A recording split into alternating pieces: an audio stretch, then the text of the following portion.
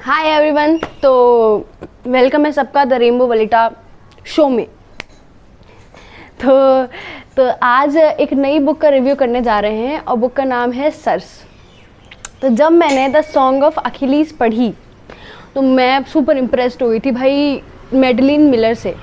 ठीक है, उसके बाद फिर मैंने जो दूसरी नावल उठाई है वो भी फिर मैंने उन्हीं की उठाई है, मतलब द सर्स। वो सर्स भी मैडलिन मिलर ने ही लिखी हुई है। ये सर्स उन्होंने 2018 में लिखी थी, द सॉन्ग ऑफ अखिलीस उन्होंने 2012 में लिखी थी। तो जो मैडलिन मिलर हैं, जब उन्होंने सर्स लिखी तो वो ऑलरेडी 15 सालों से लैटिन लैंग्वेज और ग्रीक लैंग्वेज पढ़ा रही थी, तो अच्छा खासा एक्सपीरियंस है उनको। अब हम बात करते हैं बुक कैसी थी। तो हम पहले बात करते हैं बुक का टाइटल। बुक का टाइटल सर्स है और सर्स एक गॉडेसेस हैं, और क्योंकि ये एक सर्स की स्टोरी है तो इसलिए बुक का टाइटल भी सर्स है। उसके बाद हम जब जाते हैं तो बुक का जॉनरा क्या है।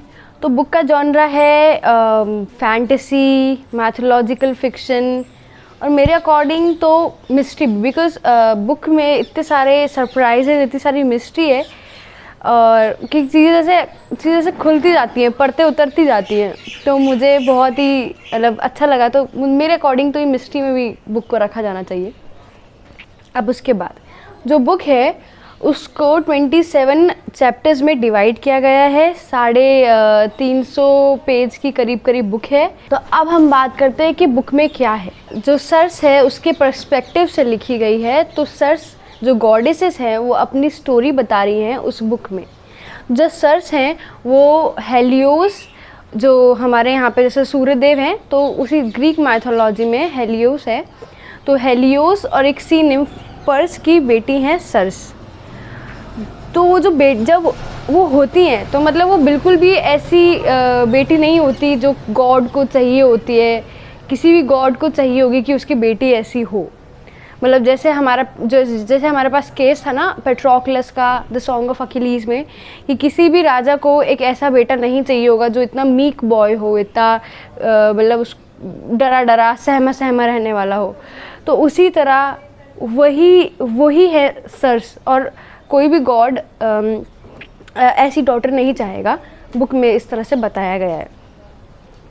फिर बुक में तो जो सर्स हैं वो ऐसे एनवायरनमेंट में भी कैसे सरवाइव करती हैं, क्योंकि सच बताऊं जो ग्रीक माइथोलॉजी के गॉड्स हैं वो बहुत रफ हैं। लाइक अनलाइक जो हमारे यहाँ पे जो गॉड है वो परफेक्ट है, मतलब हम उनको पूजते हैं, और वहाँ पे वो जो गॉड हैं they are full of flaws. तो सर्स कैसे सरवाइव करती हैं गॉड्स के अमंग गॉड्स, तो ये जो नॉवल है ये पूरी उसके ऊपर है।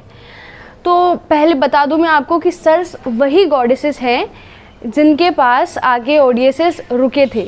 लाइक अगर जो ओडियसेस हैं जब उन्होंने ट्रोजन वॉर किया था उसके बाद जो वो अपने घर जा रहे थे वापस इथिका, तो और बीच में 10 साल का टाइम लग गया था, क्योंकि 10 सालों से वो सी में ही घूम रहे थे, वो पहुंच ही नहीं पाए 10 सालों से इथिका। ठीक है, तो उसी बीच वो सर्स के आइलैंड पे आके रुके थे। तो उस बात का जिक्र भी नॉवल में है। मुझसे कुछ लोग पूछते हैं कि अगर हमें सर्स पढ़नी है तो क्या हमें द सॉन्ग ऑफ अखिलीस पहले पढ़ी होनी चाहिए। तो मैं देखो, द सॉन्ग ऑफ अखिलीस का जिक्र है सर्स में, दोनों जो स्टोरीज़ है वो इंटरकनेक्टेड हैं और रिलेट करती हैं। ठीक है, आप चाहो तो पहले सर्स पढ़ लो, पर लिटरली अगर आप सॉन्ग ऑफ अखिलीस पढ़ोगे तो आपको चीज़ें और अच्छी तरह समझ में आएंगी और अच्छी तरह आपको चीज़ें पता चलेंगी। अगर आप पहले द सॉन्ग ऑफ अखिलीस पढ़ोगे और उसके बाद सर्स पढ़ोगे तो डेफिनेटली चीज़ें थोड़ी सी बेटर और ज़्यादा क्लियर होंगी, तो आपको ज़्यादा समझ में आएगा। और रिलेट करती हैं, वो बहुत हद तक रिलेट करती हैं। अब उसके बाद बुक सैड थी कि बुक हैप्पी थी, तो मैं ये बोलूँगी द सॉन्ग ऑफ अखिलीस जो बुक थी, जो मैडलिन मिलर की पहली नॉवल थी, वो ना वो बहुत इमोशनल थी, वो बहुत सैड थी। पर ये वाली जो नॉवल है ना इसमें मिक्स्ड फीलिंग्स हैं। ठीक है, तो मैं ये नहीं कह सकती ये बुक इमोशनल है, मैं ये नहीं कह सकती ये बुक सैड है। हाँ, सैडनेस भी आती है और हैप्पीनेस भी आती है, सब आता है।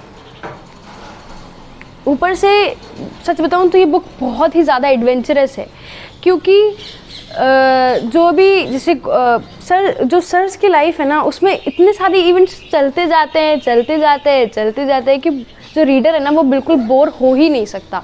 मतलब एक इवेंट ख़त्म होता नहीं है कि दूसरा स्टार्ट हो जाता है, एक सरप्राइज़ ख़त्म होता नहीं है कि दूसरा सरप्राइज़ आता है रीडर को भी।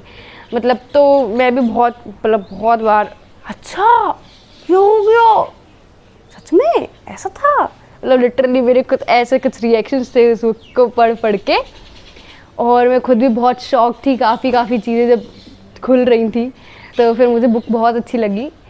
अब मैंने बता ही दिया है कि मुझे बुक बहुत अच्छी लगी कि तो क्या मैं किसी को भी ये बुक सजेस्ट करूँगी?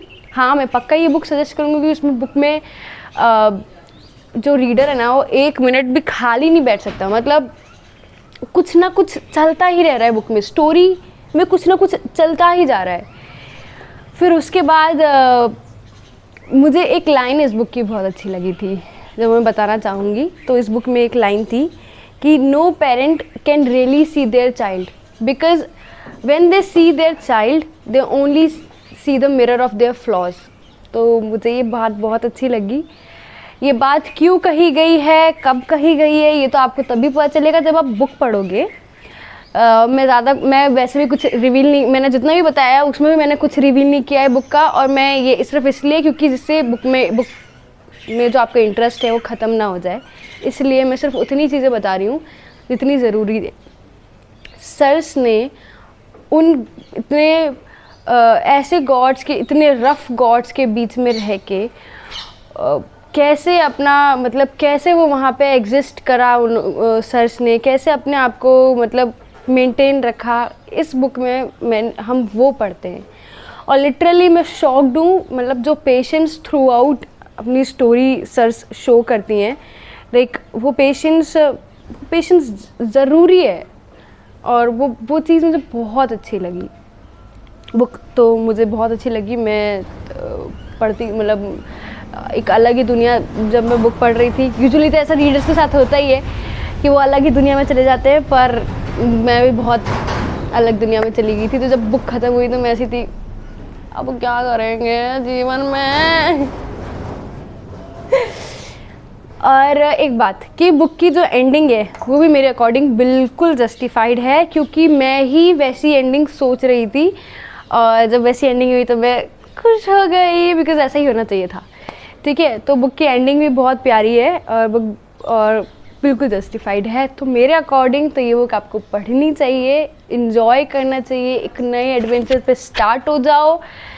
और क्योंकि ये बुक एक पूरी दुनिया है और मुझे बहुत अच्छी लगी ये बुक, और मेरी फेवरेट ऑथर्स की लिस्ट में एक मैडलिन मिलर भी ऐड हो चुकी है। तो थैंक यू सो मच। अगर रिव्यू आपको पसंद आया तो बुक को पढ़ने चले जाइए। तो ये थी अनमोल सुल्तानिया, और तब नेक्स्ट रिव्यू तक के लिए गुड नाइट।